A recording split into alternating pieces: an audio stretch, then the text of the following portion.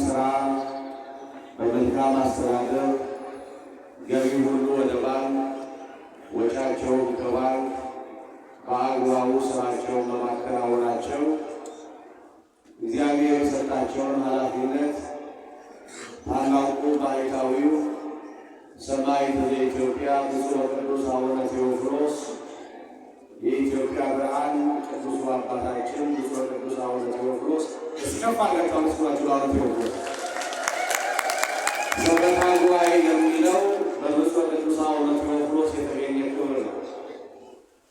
ማህበረ ምዕመናንና ማህበረ ካህናቱን በአንድ ላይ በፍቅር በሰላም በመተባበር ሐሜት እንዳይኖር ፍጭት እንዳይኖር የሚገባው ገንዘብ ሀብቱ ሁሉ በአግባቡ እንዲገባ በአግባቡ እንዲወጣ ቤተክርስቲያን እንድትሰፋ ቤተክርስቲያን እንድትለማ ከሐሜት ነፃ እንድንሆን ሰማዕቱ አባታችን ቅዱሱ አባታችን ብፁዕ ወቅዱስ አቡነ ቴዎፍሎስ ያወጡልን ሕግ ነው የምንመራው።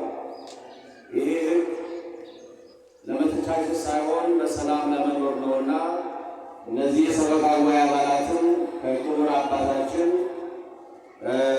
ከታላቁ ሊቅ ከእሳቸው ጀምሮ የሂሳብ ባለሙያ በአግባቡ ሂሳባቸውን የሚሰሩ ሂሳብና በጀት ያሉበት ቦታ ነው።